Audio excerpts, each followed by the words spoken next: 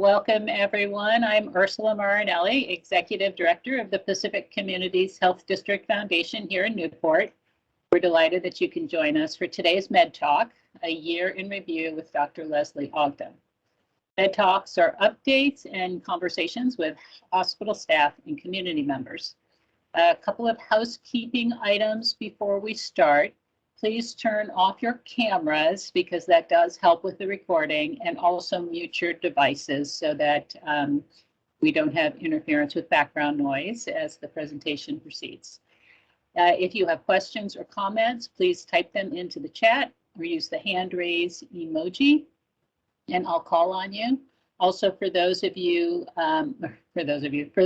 who could not join us today, we'll be recording the session, as I mentioned. If you're on the phone and you have questions, it gets a little trickier. You'll just have to unmute and let us know that you have a question. So now I'd like to introduce Dr. Lesley Ogden. Dr. Ogden started with Samaritan Health Services in 2006 as an emergency medicine physician at Samaritan North Lincoln Hospital. In 2014, she became the Chief Operating Officer, and in 2015, she became their CEO. She did such a great job. Dr. Ogden was also named CEO at Samaritan Pacific Communities Hospital in 2017 in order to create synergy and services in our two Lincoln County hospitals. This past year, Dr. Ogden received her Rural Hospital CEO certification after completing a year-long program created by the National Rural Health Association to help ensure stability and leadership of rural hospitals. Also this past year, as Lindy noted in the chat, the National Organization of State Offices of Rural Health selected Dr. Ogden as the recipient of the Community Star Award for Oregon. Along with 49 other Community Stars, one for each state, her story is published to inspire others who are working to improve the lives of rural Americans. Dr. Ogden was nominated for her exceptional leadership during wildfires that threatened North Lincoln Hospital and impacted services at Pacific Communities, and for her hands-on approach to handling the ongoing pandemic, including active participation in community vaccination efforts. Dr. Ogden lives in Lincoln City with her husband, William, and I will now turn the floor over to her so she can share a year in review. Thank you so much, Ursula. You make me sound amazing. I appreciate it so much, that warm introduction. So I have a presentation and I will share that with you. So it will give me some talking points. What I'll ask Ursula to do, which she will definitely help me with, is making sure I see any questions that may arise, since when I'm in presentation mode, it becomes a little bit more difficult.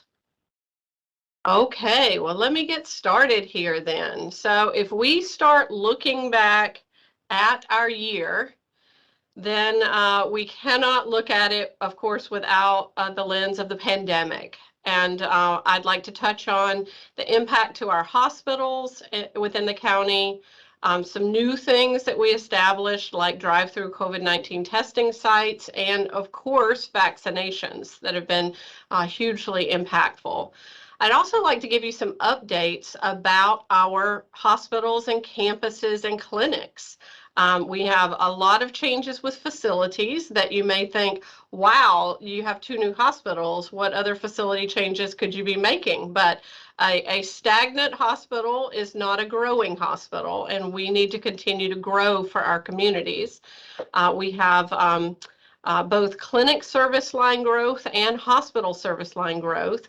I have a lot of miscellaneous types of topics just that go nowhere else, but like to mention those to you, and then some awards and recognition this year. So let's jump right in and start talking about the pandemic and the hospital impact. So here on the graph, I have our hospital impact, and these are both of our Lincoln County hospitals. And this is basically in-house patients over time. So you can see that we had some surges along the way. This goes through from January to December, and you can see we had little rumbles of peaks and valleys, but really we hit our peak number of patients at 12 patients between both of our hospitals, and these are COVID positive inpatients. That was in September. And so we went right along the same lines as the remainder of the state. You can see, though, that we never have come quite back down to where we were prior. And now we very much are thinking we are gearing up for additional surges with the new Omicron variant spreading. So this is very concerning because, again, we in Oregon all do very well at our baseline without much COVID activity, and we can take care of business. But none of our infrastructure, none of our hospital infrastructure was built for patient surges and handling a lot of sick people at one time. So, so that is very much what we're seeing on that inpatient side. How has this impacted other aspects of the care we have given? Particularly in our ERs, we are critical access hospitals, and that is a designation, but it's also a way of operating. And that means basically that for a lot of conditions that may require specialist or specialized treatment, we don't always have that at our small rural hospitals. So in a lot of cases, we stabilize and transfer. And so you may have seen this in action, for example, with a severe heart attack. We would if the patient is unstable, they come to the hospital, we stabilize them, and then we transfer them to a hospital that has, in most cases, a catheterization lab where they can go to the cath lab and have definitive treatment because, of course, our small hospitals do not have that. What we've seen happen during the pandemic, very unfortunately, is that those transfers, because this same sort of surge and capacity issues are happening at even major medical centers throughout Oregon, you're seeing the inability to transfer in some of the same ways. So in some cases, our closest transfer locations are not available. Especially if they were having capacity problems at the exact same time. And we were going further and further out, and still are to some extent, for appropriate transfer locations to get people to a higher level of care that is needed and at the right time. So, how we've seen that played out is boarding ER patients, meaning instead of transferring out, if we can't find a bed, then they stay with us, even though perhaps maybe we can't give that definitive treatment. Again, our job is to try to continue to stabilize over time until they can get to definitive treatment. Of course, sometimes, as you can imagine, that is not the best thing for the patient, and their status can decline during that time. We've also experienced transfer difficulties with our transferring partners, meaning that labor shortages and other problems or issues that have affected all businesses really across our state are acutely affecting our EMS partners and transport agencies as well. And so sometimes we are ready to transfer a patient. We have that transferring location lined up, and for a variety of reasons, staffing and otherwise, maybe the ambulance is not able to deploy at that time. So we are seeing people stay in our ER sometimes for extended periods of time because of those variety of reasons. So again, basically healthcare is not working in the way that we want it to work, and that continues to be a problem. Dr. Ogden, Oh, yes. Uh-huh. There is a question in the chat. How far do we transport patients? Oh, that's a very good question. So we have in the past, when needed, transferred as far away as Seattle, Boise, and into Northern California. Specifically, I believe someone was transferred to San Francisco once. So that is not common to go so far. And in some cases, our transport agencies are not able to transfer that far. So for example, our ambulance service, because they have to continue to care for those people in our county, might say we can't transfer any further than Portland, say, a couple of hours away, because that would take them out of circulation for too long and they wouldn't be able to return back to the county in a reasonable amount of time. So in those cases, sometimes we can arrange air transport instead if that is what is needed. But again, all of those arrangements are becoming just more and more difficult, more and more challenging to make.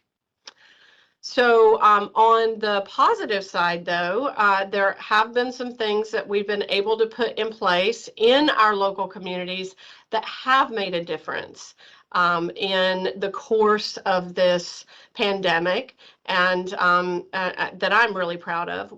In addition to vaccines, and we'll get to that, of course, is monoclonal antibody administration. So if you don't know what this is, monoclonal antibodies, that is basically antibodies like your body would make if it was exposed to COVID or had the vaccine and made those antibodies. These are antibodies that can be administered after exposure or before severe illness. So if you are at high risk. So for example, if you have a lot of disease processes that might put you at risk, say lung disease or heart disease, and you were to get a case of COVID-19, your care provider might recommend that you get a monoclonal antibody administration, and that is can be given in some cases, depends on the medication, but in some cases it can be given intramuscularly, just as a shot. In some cases it has to be given intravenously as a continuous infusion. But we have been able to successfully do this at both of our coastal hospitals, provide that service locally so people do not have to leave the communities to get that, in some cases, life-saving treatment. Another thing that we've been doing much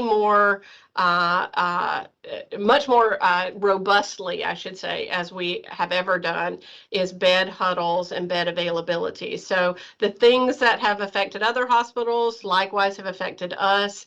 And in order to provide care for everyone and try to prioritize those who need priority, we have become very adept at calling huddles sometimes twice a day, sometimes even more, as we need to work with our teams and make sure that we know who we're dealing with and have made those priority arrangements as best we can.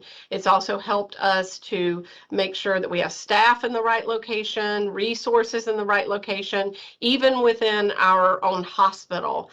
This has been something that we have done quite well, and I have to just commend my teams for doing just expert job at handling things on the fly and pivoting as needed for whatever comes their way. And then COVID-19 drive-through testing sites. Boy, who knew that we would be setting these things up and they would be running for months and months and months. But it is absolutely where we need to be, because our access to testing has been proven to be a component in how much infection spreads. So basically what it boils down to is if someone can find a test and figure out how to get access to it, we actually can see them make better decisions and actually not continue to perpetuate that infectious process and infect others. So we have those COVID-19 drive-through testing sites at both of our coastal hospitals.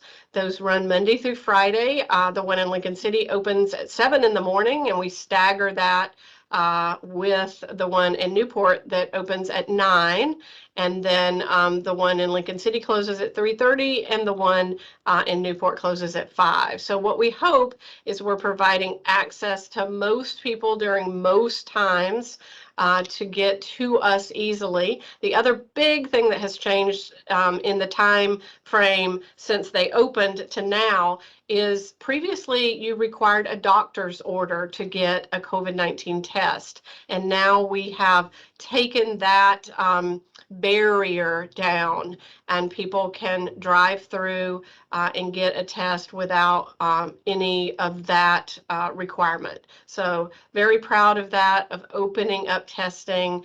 And of course, that's just one of a variety of places that you can go to get testing, but certainly we hope it's one of the safest and one of the most accessible places that people can go for testing in both Lincoln City and Newport.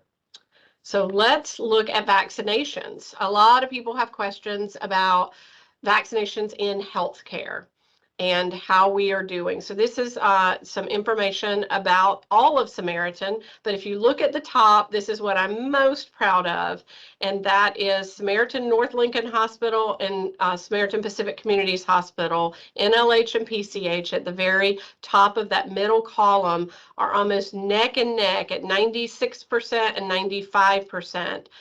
For total employee vaccination rate.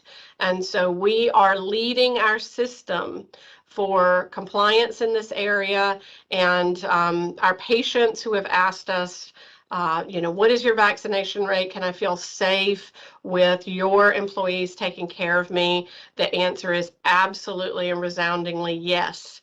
And we are very, very proud that we are leading the way there. So I could not bring you happier information, I think, in that area. Dr. Ogden, Yes. I had another question in the chat from Representative Gomberg. Wonderful.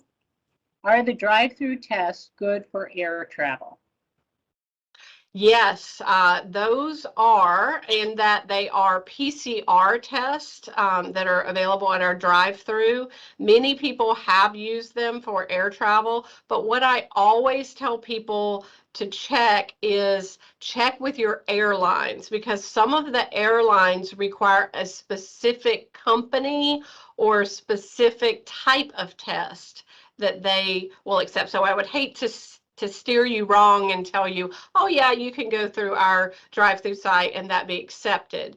But what you find, I think, is that people want, in some cases, the most reliable test, and that PCR test is the one that is, it's now done with a nasal swab, not a nasopharyngeal swab, so just right around your nasal cavity, but it is processed in our lab on a machine. It is not a point of care testing, and that's known as an antigen test.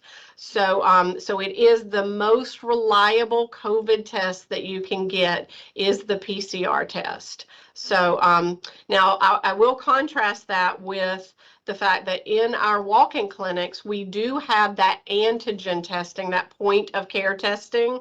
The only caveat with that is it does require that you be symptomatic to test, because it requires a higher level of viral count in order to show a positive, whereas the PCR test is way more sensitive, and it does not require somebody actively be symptomatic in order to catch some of those maybe early infections or low viral loads in order to reflect a positive test. So hope that answers the question there. Okay, let's look then at a little bit about our public. This actually, but before we get there, this is actually the first shot that was given at PCH. You see that on the right there with a photographer from one of the newspapers taking a picture. That was Dr. Scott Grupus, who is one of our ER physicians, and Sarah Cole, who's one of our nurse managers at PCH. And they are pictured there doing that first vaccination when our job was to vaccinate healthcare workers, vaccinate ourselves, basically. But shortly after that, we started doing that in January and into February. And then shortly after that, we started vaccinating the public. And so you can see the picture on the left there. It comes from our Samaritan Coastal Clinic in Lincoln City, and that is part of our team, both one of our PAs and our other support staff who were there vaccinating the public and really making a difference, especially early on when we had super high demand for those shots. So let's take a look at how we did as a community, as Lincoln County. And this comes from Oregon Health Authority. They might not have the most up-to-date information because this is flowing constantly in real time.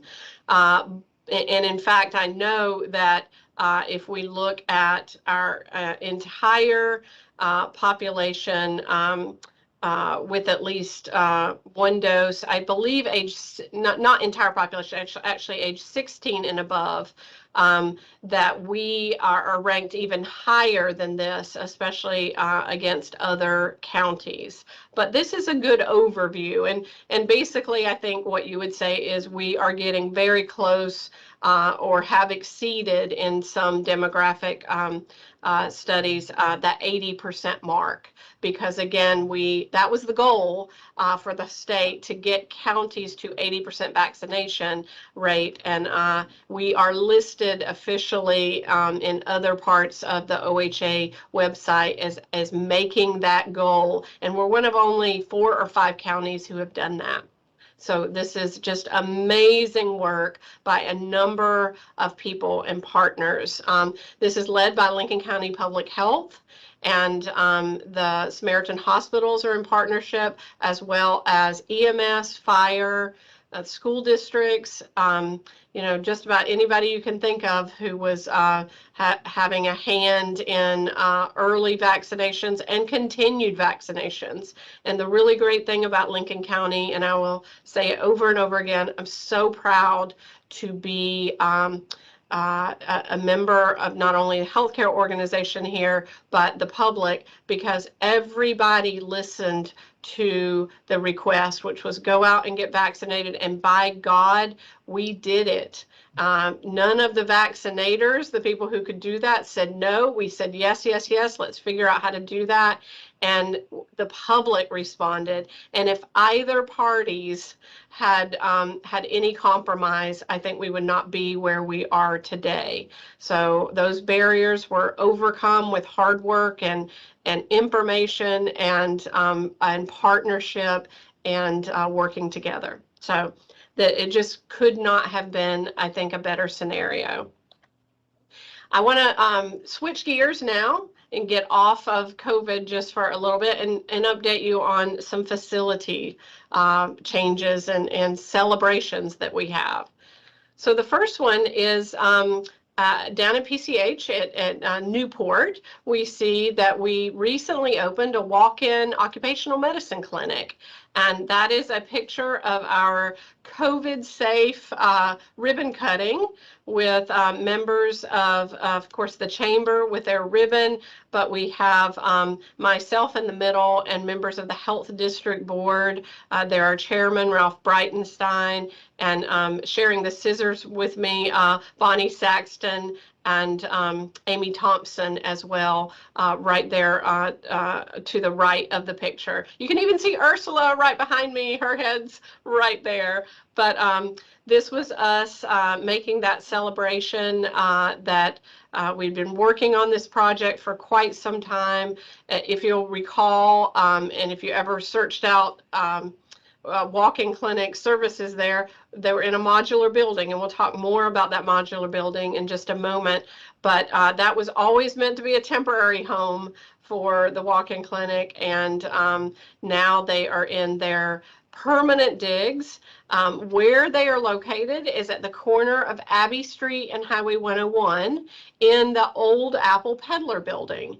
And that since it was an Apple Peddler, it's also been used as patient financial services as well as Samaritan medical equipment building, but now it has a new life as a remodeled walk-in and occupational medicine clinic. And if you go into it, it looks almost identical to the hospital. And so that is just amazing that the inside was made to match so closely, and just what a fantastic place for folks down in Newport and visitors to obtain some very quick medical care if they need it.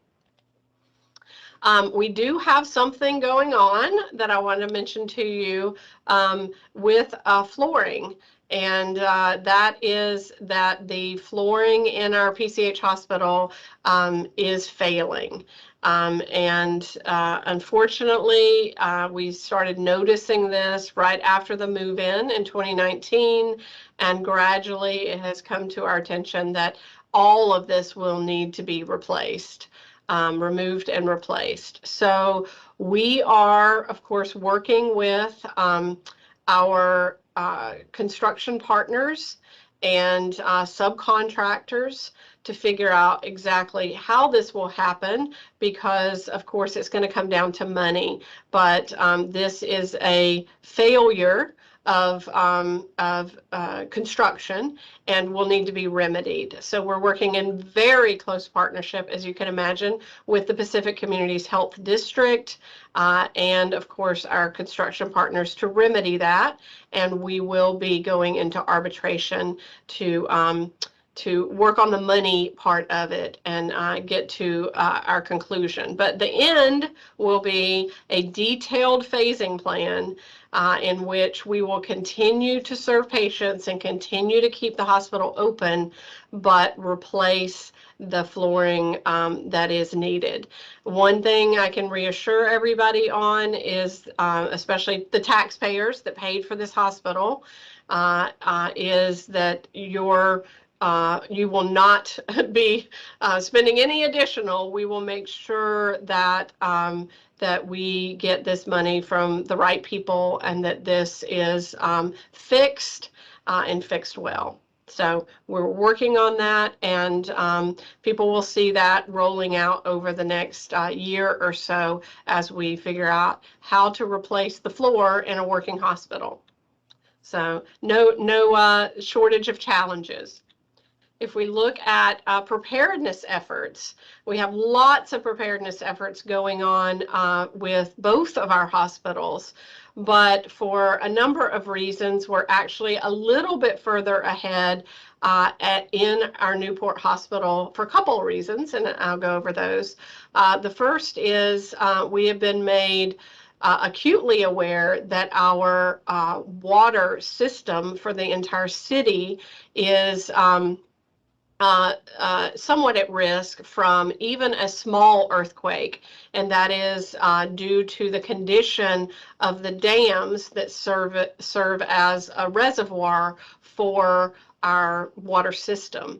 And so our Pacific Communities Health District partners rapidly identified that as a big risk for a hospital, because as you can imagine, we can't function without clean water.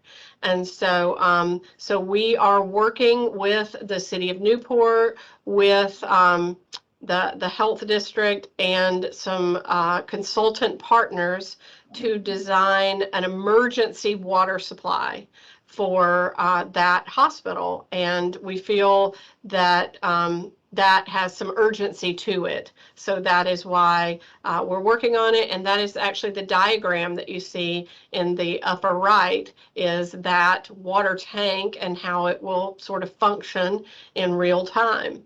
The other preparedness efforts that we are undertaking in that hospital, and again, in close partnership with the owners and that being the health district, we have noticed that our emergency lighting and emergency generator power for our heating and air conditioning is not set up optimally to serve us in times when we don't have electricity, meaning that the stuff that we thought we needed and set up to be connected to the generator was not exactly quite right. And let me give you an example. So our lab, which is in the newly remodeled portion of the hospital, but in the old 1988 building that was remodeled, that was never connected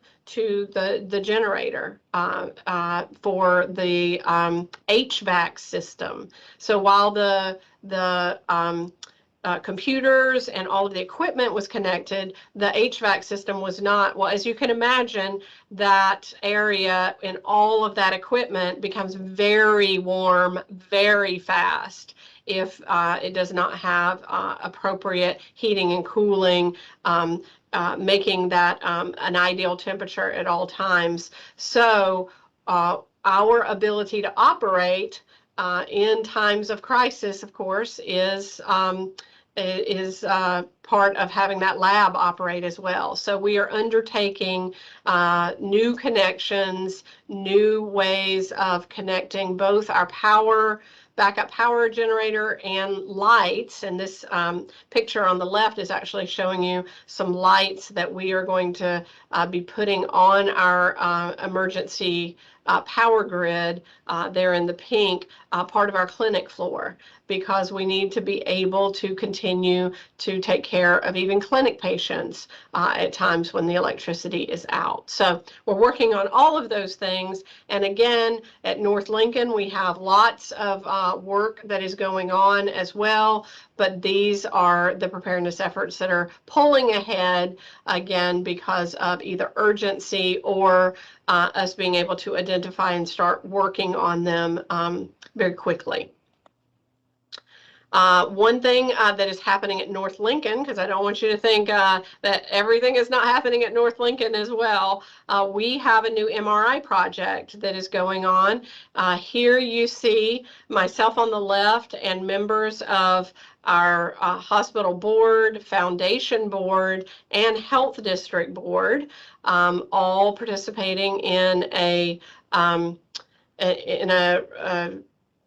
kickoff start and shovels in the ground kickoff for the project, and that was done on the 13th in the rain, but we had plenty of champions who wanted to come out and see this done. We also had members of our construction partners there, Girding Builders, and that means that they are underway now with construction, earth moving. You see the fence up there, and that new MRI project will bring about 2,500 square feet to the hospital, so it will be an addition to the new hospital, and it will be contiguous with and we will have a brand new MRI when it is all said and done as well. So we are looking forward to seeing that completed in early summer. We are now also seeing a little transition from the Walkin Clinic building. I told you that we would come back and talk about that. That building that you see on the left there is the Walkin Clinic modular building sitting next to the Center for Health Education down in Newport. You now see that building that is being put into place as we speak at the Lincoln City Medical Center that is being relocated and attached to the Lincoln City Medical Center. So that will be a new area that we can expand and have additional primary care services in Lincoln City until we can get a permanent solution, which is to build a brand new medical office building. But that's some ways down the road. We'll be doing some of that planning next year, but in the meantime, this modular building has a new home, so thought you would want to see that. Let's talk a little bit about service lines that we are restarting, expanding, or otherwise changing in our clinics. So with endocrinology, we used to have endocrinology services on the coast. And if you don't know what that is just the particular branch of medicine that deals with hormones, and in particular, diabetics see endocrinologists if they have trouble regulating their insulin hormone, but there's so many other hormones that endocrinologists deal with. So we used to have services on the coast. Even prior to COVID, our endocrinologist retired that was based along the coast, and we've had stuttering sorts of services since then. But now we have a rejuvenation. We've hired some additional endocrinologists. They are now operational once again in Newport. They're actually at the 1010 building. If you recall, that is a building that sits across Highway 101 from the hospital that we've used for clinics for years. And as we've expanded some of these clinics, we found we don't even have any room anymore, even in our brand new hospital. So endocrinology has expanded into that 1010 building. But now we see that they will also be coming soon to North Lincoln Hospital. We'll start with just 1 day a month, but then we'll see how to expand from there. And they will be in our Medical Plaza building, which is otherwise known as building number 2, or the place where people go when they have surgical service needs. All of our surgery specialists are in that building. So we'll see endocrinology there as well. Another brand new service line for us is palliative care. And if you don't know what that is the branch of medicine that deals with providing comfort through chronic illness and making good choices with your chronic illness care. And so we have one of our very gifted providers, Teresa Curran, who is a PA, has expanded her knowledge and gotten additional degree training in palliative care, and will start offering those services in the new year for about 2 half days per week, and we'll grow that from there and see where to go from there. Infectious disease, you can imagine, as soon as COVID came out, that particular discipline was no longer able to service the coast. They were spending all of their time fighting COVID, educating everyone on COVID, and trying to figure out strategies for safely navigating us through this pandemic. However, we've sort of reached a plateau where we have obtained one additional infectious disease physician, and we are now restarting services to PCH. So what type of infectious disease services would they be targeting? Certainly people with complex diseases such as HIV, resistant infectious diseases, and anything that gets referred to them that primary care is wrestling with. In our hematology and oncology area, we have seen some expansion that is underway from 1 day a week services with Dr. Bud Pierce, who services patients in Lincoln City, to include 2 days a week and try to expand services there. We also have Dr. Gershman, who has joined us at PCH, We will be seeing him a number of days a week when he is not in Corvallis. He splits his time between those two locations.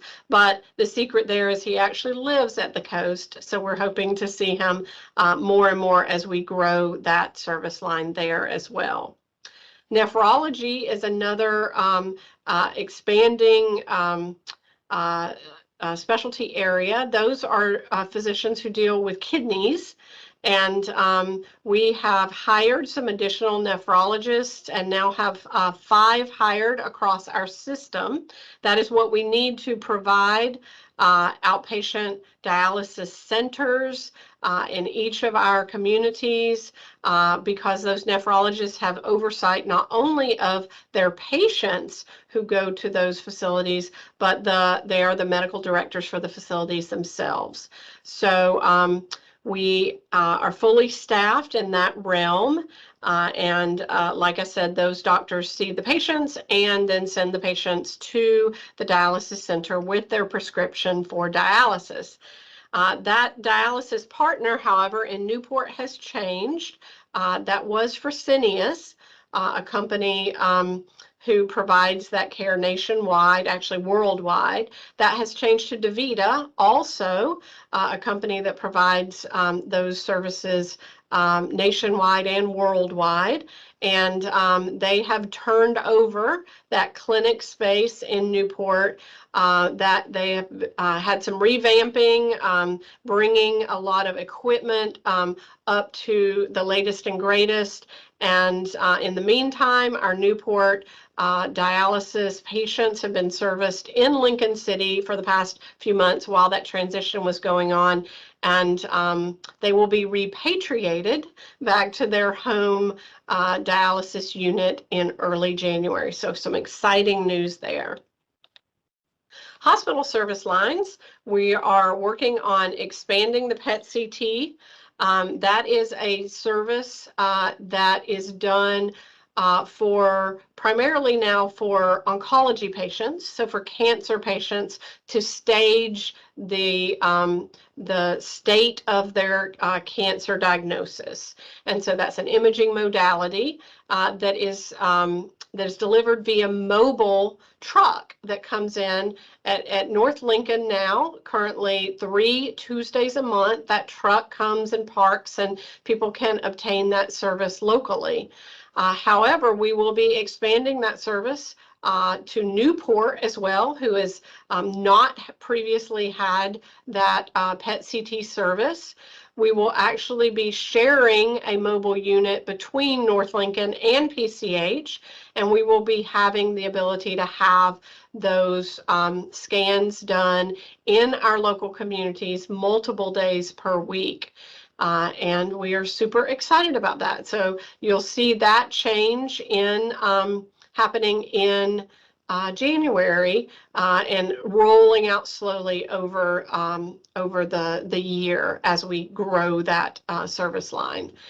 You'll also see the PET-CT that was parked by Lincoln City Medical Center be parked at the south entrance to North Lincoln Hospital. So it's getting a new home as well as more use. You'll also note that with grant funding, we now have oral health services in our hospital, and what a great thing to have. We've noticed that dental complaints are one of the primary complaints in the ER, and that many of our ill inpatients struggle with their oral health. And so we have contracted with an expanded practice dental hygienist at North Lincoln, and she has already started. And in March, we will expand that service to PCH, and we will be able to see people with oral health and dental complaints by a dental professional in our ERs and inpatient areas. That will not be something that people can make an appointment for, but rather they will be available to consult on a part-time basis for those services within our hospital. And then last, I didn't want to not mention our surgery expansion that has been going on in the background at both North Lincoln and PCH. And what do I mean by surgery expansion? Basically, offering more services, more of the time. You've seen that especially with orthopedic surgery, that we have 365 days a year, 24/7 call coverage, and then clinics and surgery services every day of the week, you know, sort of around the clock. So we have that at both of our locations, and we've also been working with our eye surgeons, with our general surgeons, and others to expand what they can do and how much they can do of it. So here is, it's busy, it has lots of numbers, but if you look in the right-hand column, at the total for both Samaritan North Lincoln Hospital that's at the top and Samaritan Pacific Communities Hospital at the bottom, you can see that we have grown our business by 13.3% at North Lincoln Hospital and 15.1% at Pacific Communities Hospital. And that is just great for all of the local people who have gotten their surgeries taken care of locally. So let's touch on quickly on miscellaneous and make sure that you know about things that didn't fall into the rest of the categories. One thing that we noticed this year, in looking at the year in review, we had one person, Sam Jones, doing our VP of Patient Care Services job over both hospitals.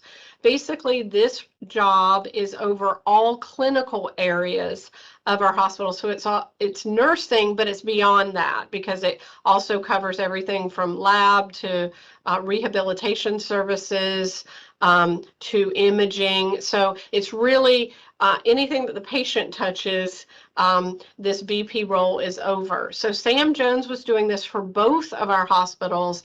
And as the pandemic played out, it became increasingly challenging for him to do that job as well as he wanted to do it.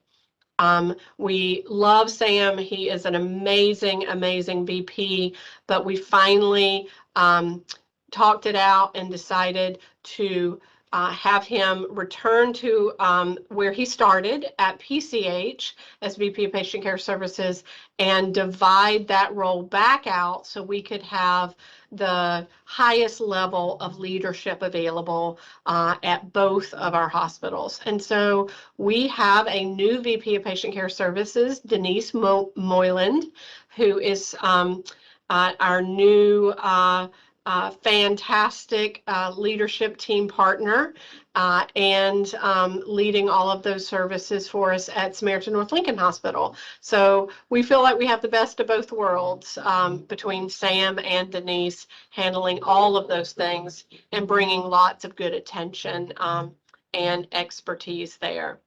We have a new family medicine rural training track where we're training our own doctors, and that was one of those things that has happened this year. We got our accreditation for the program at the beginning of May. We got notified that that went through. We hired our new director, Dr. Lucian Megna, who will be starting January 1st with us. And I just got word that we have an assistant director who is one of our own, Dr. Erin Giuliano, who is one of our primary care providers in Newport. She will be continuing to do that, but also taking on a leadership and teaching role as assistant director for that family medicine training program. We spent some time this summer interviewing prospective candidates, and by next summer we will start our first residents. So those residents are physicians who are training in their specialty area. So we will have our first doctors training with us in the family medicine specialty area. They will start in Corvallis and in other major centers during their first year. So next summer when they start, that's where they'll start. And then by the following year in 2023, we will see them permanently stationed on the coast for their second and third year of training. So that is super exciting. And we are hoping that that will be a pipeline for rural doctors who will stay with us in our area and continue to provide fantastic care. We do have plenty of data that shows us that people stay where they train, and we're hoping that that will be indicative of what we see later. We also are starting a journey to become a highly reliable organization. This is basically becoming an organization that will succeed in avoiding catastrophes in an environment where normal accidents can be expected due to risk factors and complexities.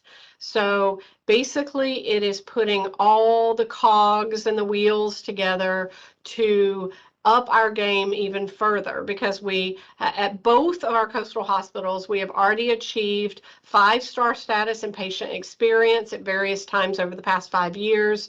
We have had variable degrees of being sustainable with that level of the highest performance.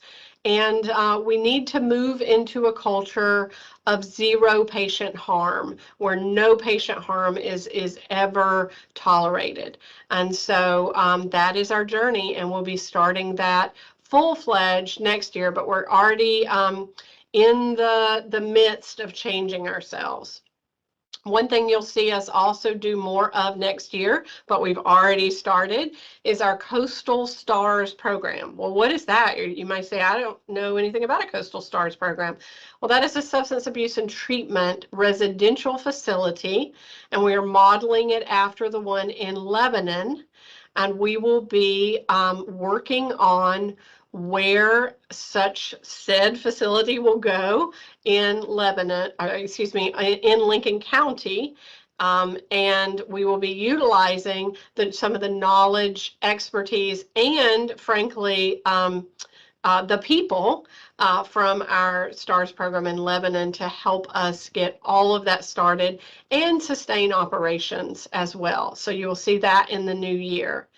Many people continue to complain to me about our call center software, and I just wanted to mention that we are working on the call center.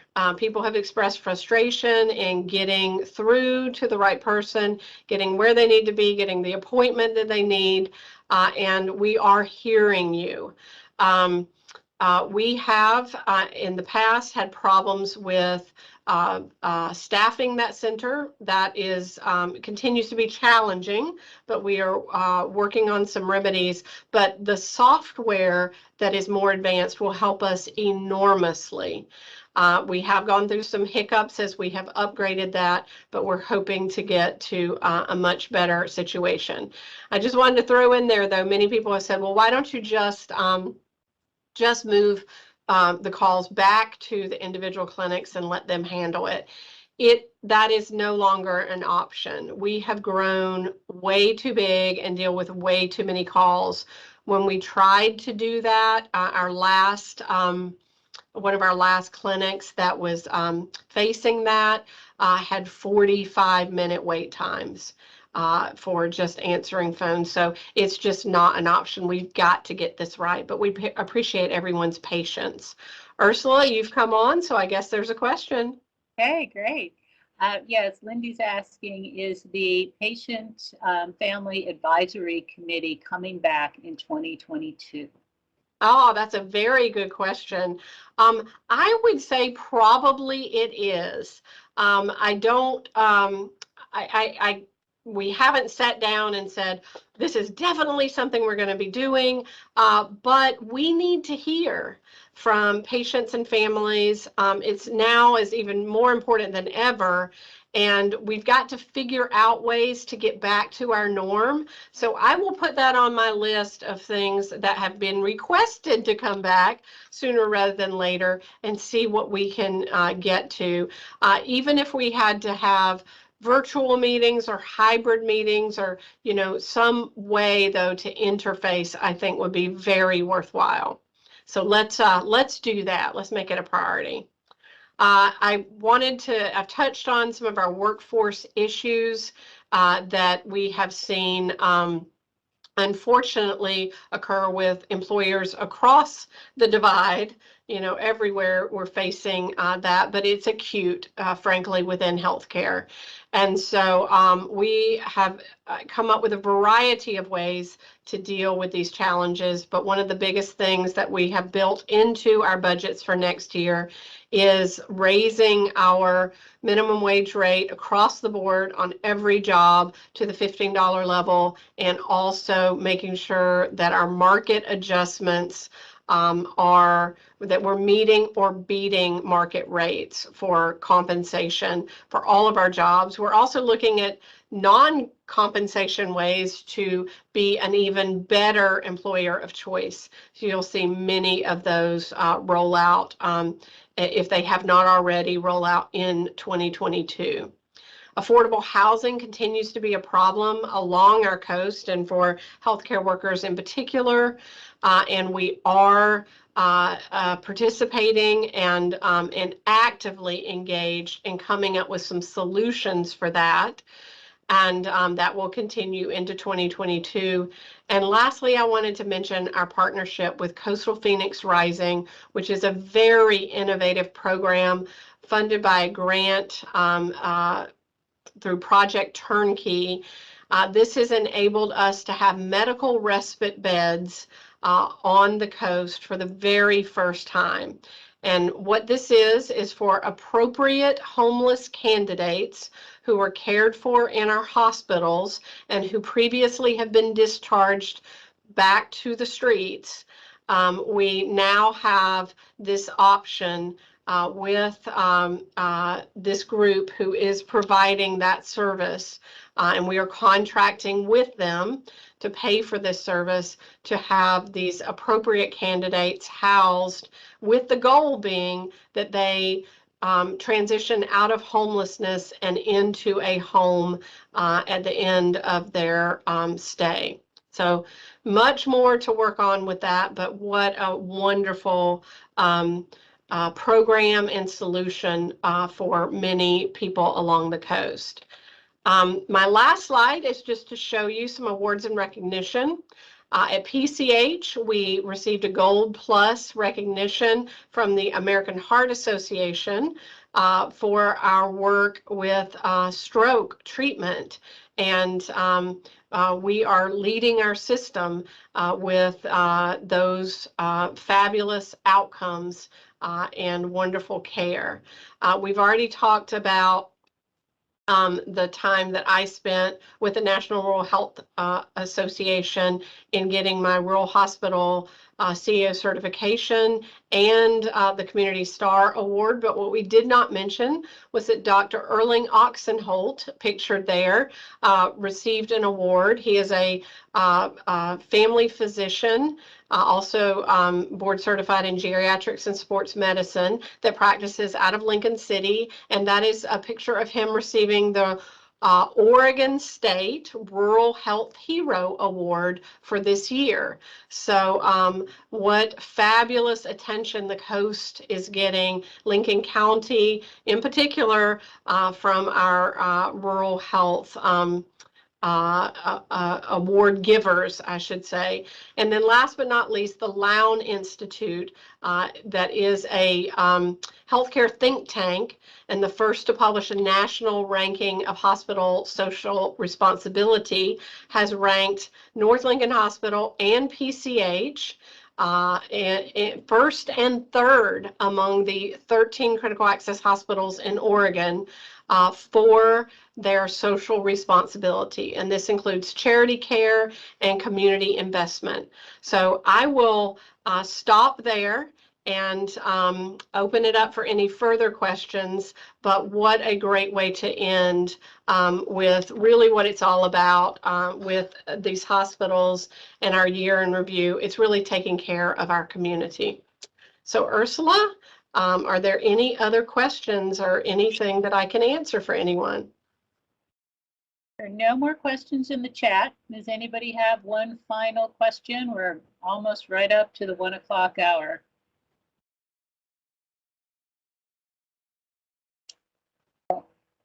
I am not seeing anything. Of course, you all know you can email Lesley or email me if you have a question, and we can help to get that answered for you.